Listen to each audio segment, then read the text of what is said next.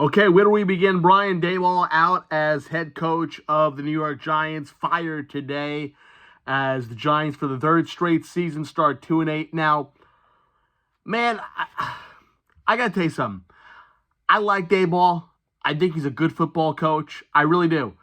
Some of his head coaching decisions, not the greatest.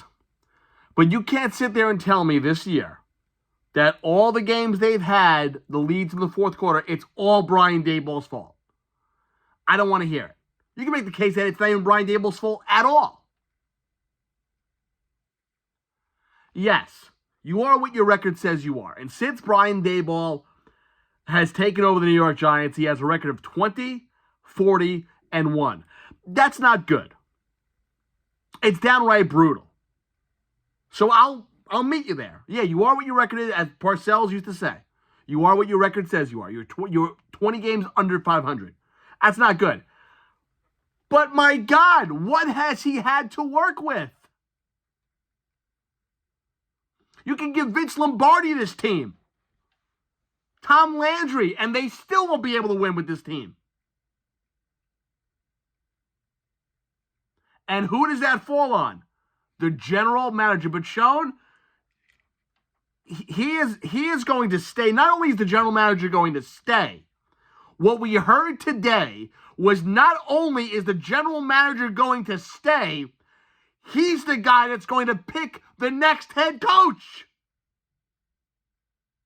So what that's telling you is he's not going anywhere. And it just boggles the mind how the Giants, this great franchise, have turned into a freaking laughingstock. They are jetting more than the Jets. If anyone should have been shown the door, it should have been the GM last year. Instead, he gets a pass on the fanny? Are you kidding me? With this roster? This is the guy that was throwing the money and convincing to get Russell Wilson. And it was Brian Daboll, the guy that you fired, who went all in, put his poker chips in front of the table and said, I want Dart. And he got Dart. And I'm telling you right now, this kid could lead the Giants to a Super Bowl in 2 years. He's that good. I mean, hell, the only thing that stopped him the other day was a concussion. He has no scatterboo. He has no neighbors. And this guy is still putting up numbers. He's like Frankenstein. He can't be killed. This guy may go down as the top 5 quarterback in all of football. That's how good this guy has been. And it was Brian Daboll that drafted him. He's the guy that said, I want him. You think the GM wanted this guy? He's the guy that was paying the money to Russell Wilson. According to him, they went into the draft with a quarterback. Daboll didn't want that. Dart is Daboll's guy. And the fact that Daboll was the one that took the... And the thing that gets me is no other coaching changes at the moment are being done. So you mean to tell me, I want you to tell me, the truthful Giant fan out there, you want to tell me that this 2-8 start and there's not another coach on the roster that's got to go? Defensive coordinator, anyone? How Shane Bowman has a job is beyond me. He couldn't coach defense in Pee Wee football. And this guy's still on the team? The Giants' defense can't stop a nosebleed.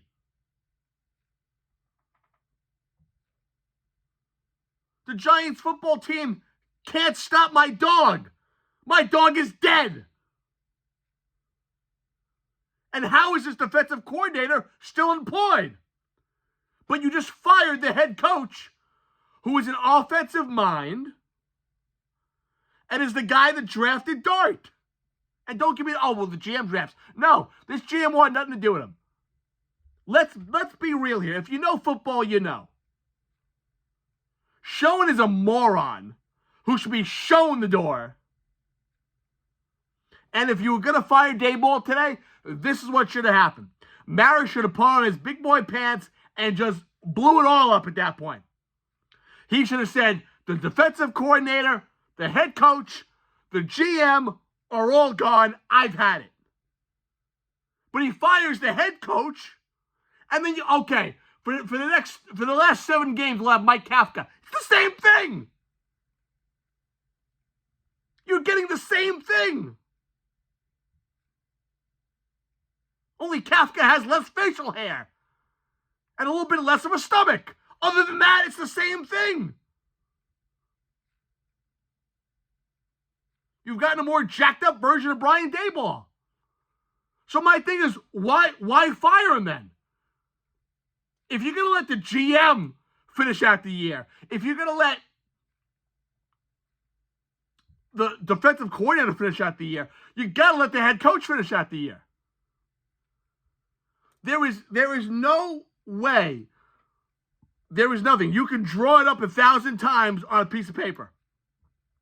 And there is not one way where you can convince me in a sane way that makes sense that firing the head coach today was the right move and not firing the general manager and the defense coordinator. Like, why didn't those go? Either you had to clean them all out or no one should have went. Because the fact that this clown is going to sit here and be involved in the picking of the next head coach, what has he done? He convinced Mara to get Barkley out of here. And again, I like Daniel Jones, but they sabotaged him from day one. They paid him, but didn't surround him with anything. Again, Johnny Unitas could have been behind center for the Giants. With the offensive line that this clown was drafting and the lack of weapons, what was Daniel Jones supposed to do? So again, it boggles my mind how this guy is still employed. So we'll see what happens the next 7 games. Like I said, right now you hope that Dart is okay, and we'll probably get something on that midweek if Dart will play or not. I loved what Dart was doing to the Bears defense. He was carving them up and down the field. This kid's going to be good. I'm telling you right now, if you surround this kid with enough weapons, I mean, hell, he's doing it without any weapons right now. I mean, no Scatterboo, no neighbors. The guy won't die. He's still putting up over 200 yards. And he's rushing for touchdowns. He's doing it all. Jackson Dart will take the Giants to a Super Bowl in 2 years. If you have a competent GM that hires a competent head coach and gets a winning culture back in here. Now, you could say, okay, maybe the culture had to change. We weren't winning as Daboll, with Daboll as the head coach. And that's fine.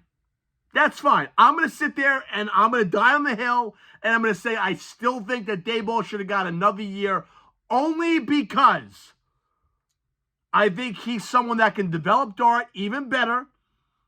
I think he's someone that wanted Dart, went all in for Dart. I think he should have been given the benefit of the doubt and should have at least started the 26th season.